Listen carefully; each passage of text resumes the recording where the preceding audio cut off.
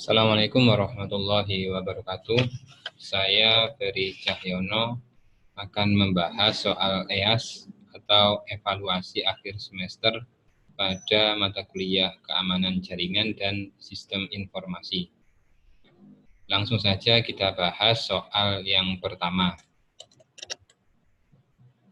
tentang OSI 7 layer. OSI adalah model arsitektur jaringan yang menstandarkan komunikasi jaringan antara hardware dan software agar dapat saling berinteraksi. Jumlah layer pada OSI terdapat 7 layer atau 7 lapisan. Layer yang paling atas adalah layer aplikasi sampai dengan layer fisik. Kita akan memulai dari layer application. Layer application merupakan layer yang secara langsung dapat diakses oleh pengguna. Protokol yang digunakan yaitu DNS, FTP, HTTP, POP, dan lain-lain. Kemudian untuk layer berikutnya, layer ke-6, presentation. Di sini akan mendefinisikan format data dan enkripsi. Seperti format data teks, suara, video, contohnya untuk dokumen, MP3, dan MPEG. Kemudian untuk session layer, di sini mendefinisikan bagaimana memulai, mengontrol, dan mengakhiri komunikasi. Contohnya RPC dan SQL. Pada layer transport, layer keempat, yaitu bertugas untuk melakukan transfer data dari sumber ke tujuan dengan memastikan pengiriman datanya. Contohnya TCP dan UDP. Kemudian untuk layer network, di sini mendefinisikan pengalamatan pada jalur routing. Contohnya IP. Layer data link mengatur pengiriman pada alamat fisik yang berbeda. Contohnya IEE 802.11 dan HDLC. Untuk layer fisik, yaitu mengatur bentuk interface pada media transmisi. Contohnya yaitu RS232 dan RJ45. Untuk soal yang kedua, kita bahas OSI layer dari segi data, dari segi informasi data, segmen, paket, frame, sampai dengan bit.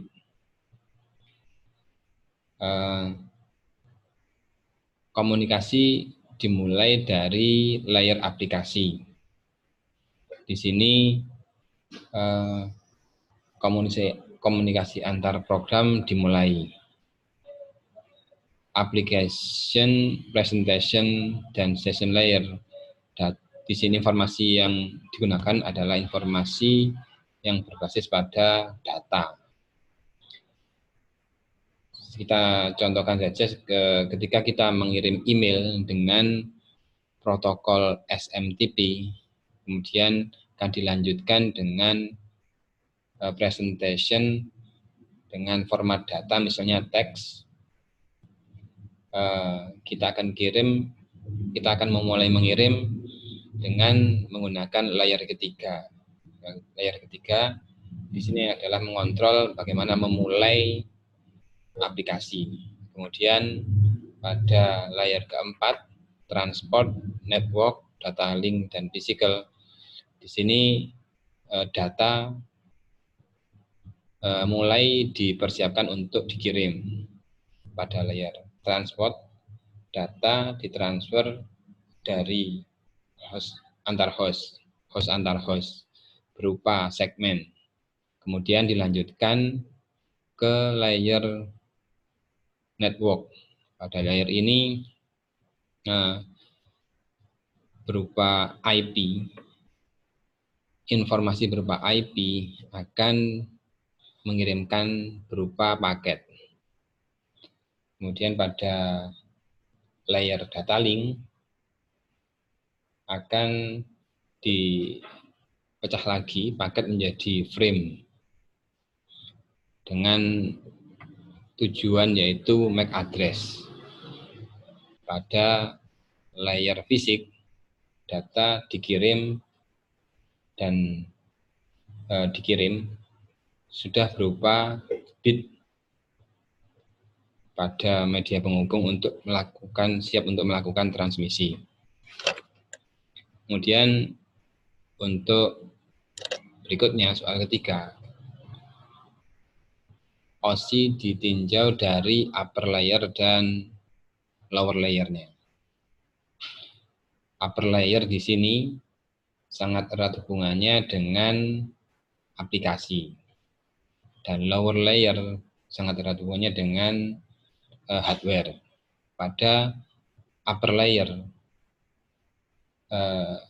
fokusnya pada aplikasi dan representasi data. Aplikasi akan memulai pengiriman data, pemrosesan data dimulai dari aplikasi dan representasi. Misalnya kita akan mengirim email melalui SMTP melalui port 25. Kemudian pada lower layer, pada hardware akan dipersiapkan untuk keluar ke jaringan lainnya, ke komputer lainnya atau jaringan lainnya. Dan di sini dipersiapkan untuk bermacam-macam jalur fisik, bisa menggunakan koaksial, kemudian bisa menggunakan ADSL, mungkin RS232 pada port serial. Pada layar fisik akan mengirim bit data untuk memulai komunikasi jaringan antar komputer. Kemudian untuk soal yang keempat tentang teknik keamanan pada tiap-tiap level keamanan. Pada level keamanan fisik, contohnya itu bisa dilakukan dengan memproteksi akses ke device atau dengan mengunci device dan mengunci atau dengan mengunci device atau mengunci di ruangan yang terkunci sehingga aman dari kontak fisik. Yang berikutnya yaitu keamanan dari segi network atau jaringan. Kita dapat melakukan enkripsi pada traffic jaringan, memasang firewall atau menutup port dan service. Bisa juga menggunakan VPN. Untuk yang ketiga, level security pada aplikasi. Untuk keamanan pada aplikasi, kita bisa melakukan patch dan update dengan yang terbaru. Dan cara lainnya yaitu memvalidasi input untuk input user dan passwordnya. Untuk yang berikutnya yaitu untuk file, yaitu dengan mengatur permission pada file dan directory, sehingga hanya user yang berhak saja nanti yang bisa mengakses file dari pemiliknya. Prosedural, keamanan secara prosedural, yaitu pembersihan log atau history pada setiap kali melakukan transaksi penting. Dan untuk user, keamanan user atau keamanan pengguna, yaitu dengan memproteksi password. Di setiap user dibuatkan password. Pemberian hak akses pada yang berhak.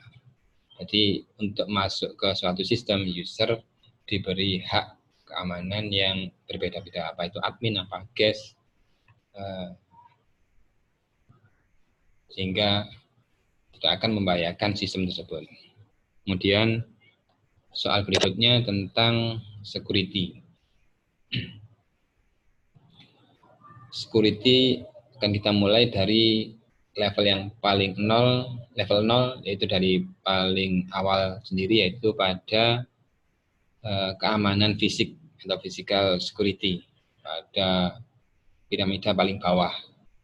Keamanan fisik merupakan hal yang paling dasar untuk mengamankan hardware di mana semua data-data tersimpan.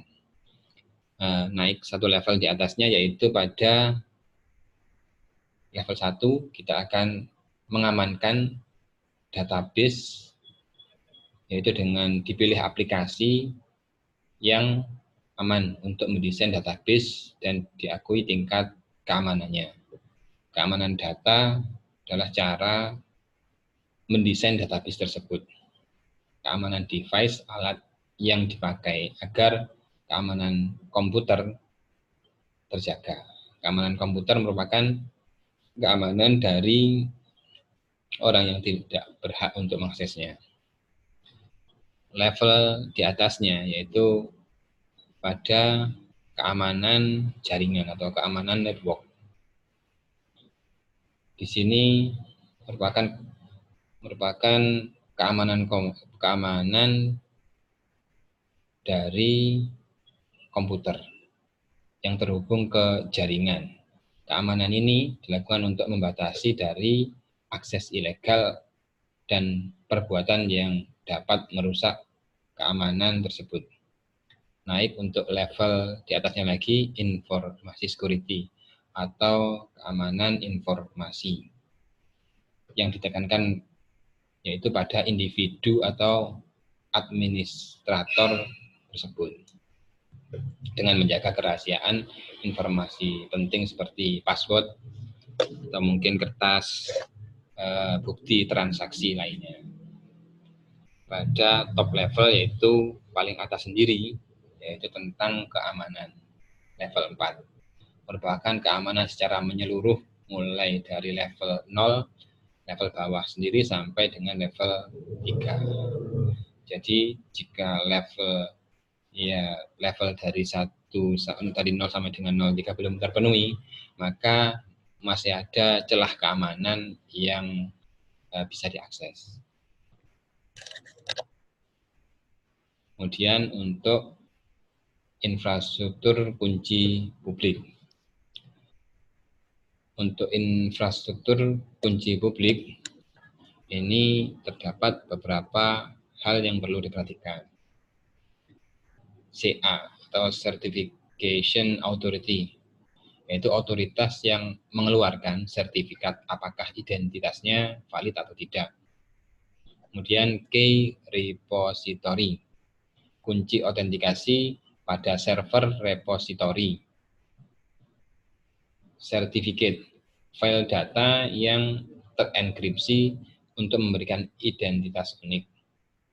Certificate Revocation List atau CRL, daftar pencabutan sertifikat karena alasan tertentu. Management Function, yaitu untuk pengelolaan fungsi organisasi.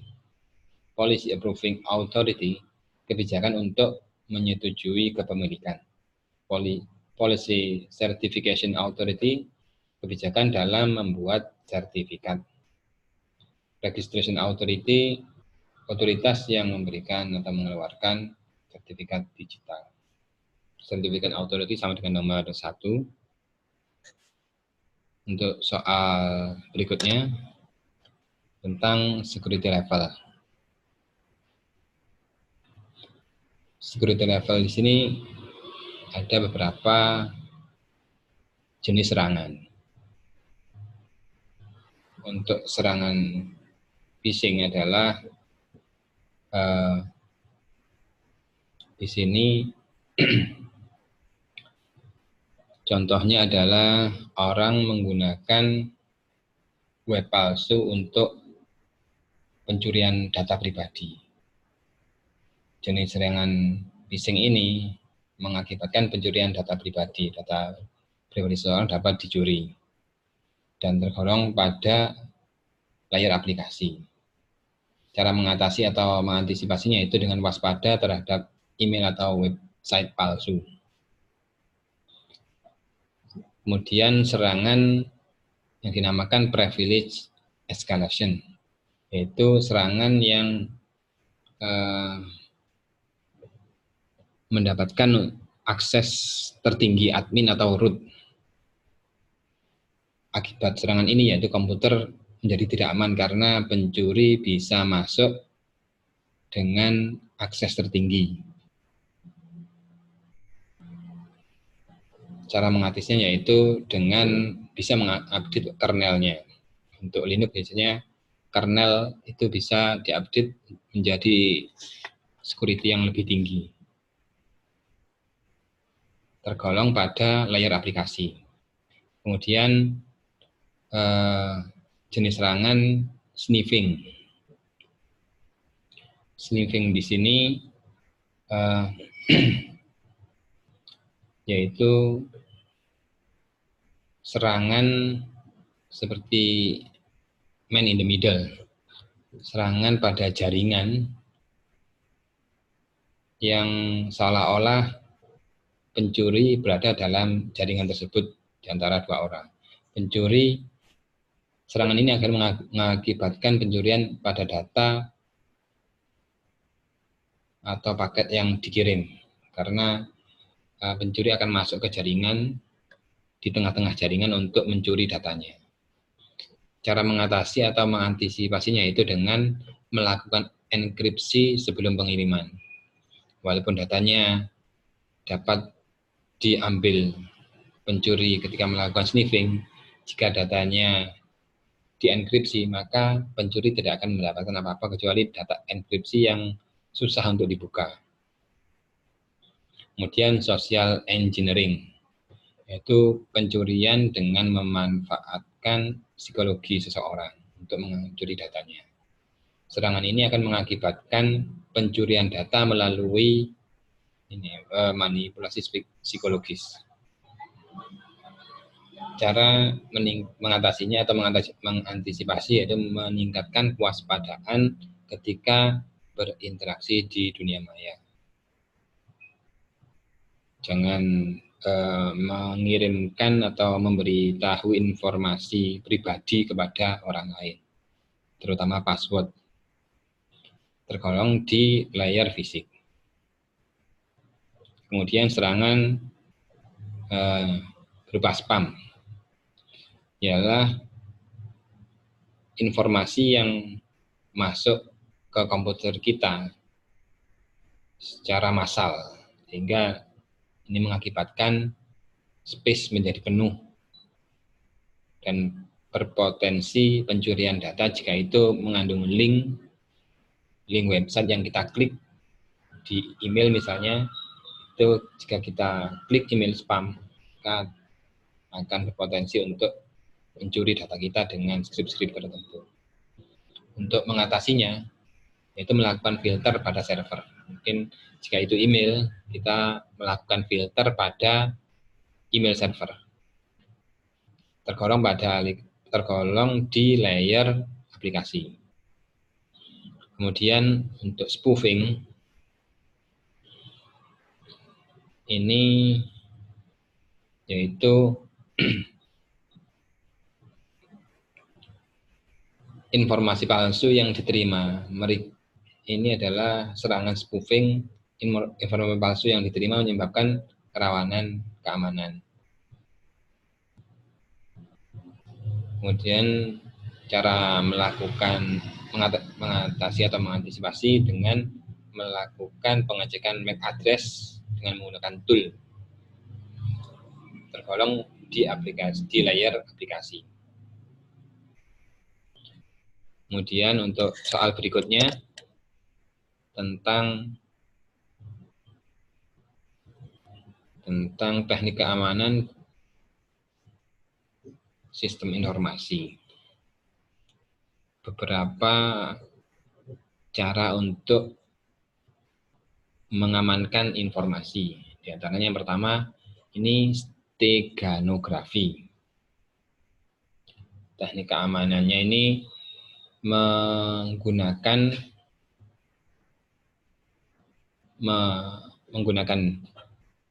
teknik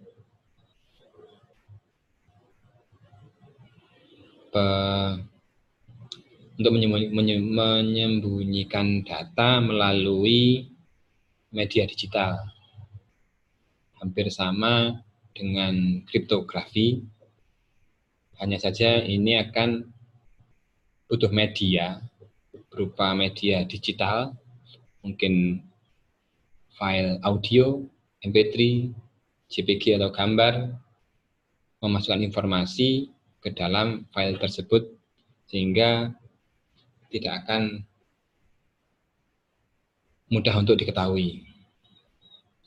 Contoh teknik keamanannya yaitu menggunakan LSB, Least Significant Bit, pada media digital atau pada gambar JPG atau file jenisnya. Kemudian yang kedua, kriptografi. Itu teknik keamanan, contohnya misalnya PGP, Pretty Good Privacy. Di sini akan menyembunyikan data dengan kunci publik.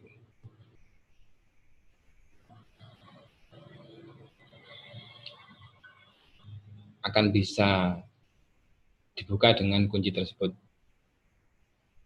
Ciphertext merupakan hasil dari enkripsi. Ciphertext, teknik keamanannya contohnya Caesar Cipher. Enkripsi yaitu mengkodekan suatu plain text dengan kode tertentu. Teknik keamanan yang sering digunakan biasanya pada database untuk mengenkripsi password seperti MD5. Itu soal berikutnya tentang job desk pada beberapa pekerjaan berikut. Web aplikasi designer membuat rancangan konsep layout dan wireframe. Analis keamanan informasi bertugas memastikan jaringan komputer diatur, dipantau, dan dipelihara dari ancaman cyber. Yang ketiga, web designer membuat atau mempercantik HTML. Mungkin bisa menggunakan CSS atau dengan gambar-gambar lainnya. Software engineer mengembangkan metode dalam pengujian perangkat lunak. Network engineer melakukan instalasi, konfigurasi, dan perawatan layanan jaringan. Programmer yaitu membuat program aplikasi dan membuat dan memperbaiki kesalahan atau bug. Database administrator melakukan perencanaan, pengembangan, dan keamanan database. Sistem administrator melakukan administrasi terhadap sistem, melakukan pemeliharaan sistem, dan memiliki kewenangan mengatur hak akses terhadap sistem. Untuk yang berikutnya tentang IP versi 4 dan IP versi 6. Yang bagian atas menjelaskan tentang blok-blok pada IP versi 4 dan IP versi 6. Blok pada IP versi 4 terdapat 14 blok, sedangkan pada IP versi 6 terdapat 8 blok, lebih sedikit daripada blok IP versi 4. Beberapa penjelasan tentang IP versi 4 adalah di sini var version, IHL, TOS, total length, dan lain-lainnya. Di sini perbedaan penting yaitu dalam pengalamatannya. Pengalamatan pada IP versi 4 ada 32 bit, sedangkan pada IP versi 6 terdapat 128 bit, yaitu lebih panjang. Kemudian header untuk aplikasi ini pada IP versi 4, IP versi 4 panjang headernya terdapat 20 bytes, sedangkan untuk IP versi 6 headernya terdapat 40 bytes.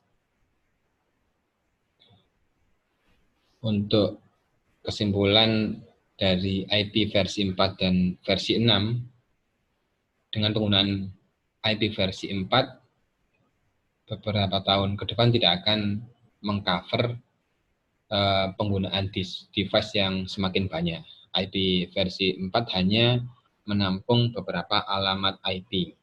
Sementara untuk IP versi 6 bisa menampung banyak nomor IP. Sehingga IP versi 6 ini dapat digunakan untuk mengcover penambahan device yang semakin banyak. Semakin banyak device yang sekarang sudah beredar, mungkin untuk IP di HP, laptop, dan sebagainya. IP versi 6 bisa mengcover tentang itu. Kemudian untuk berikutnya, Security as Service.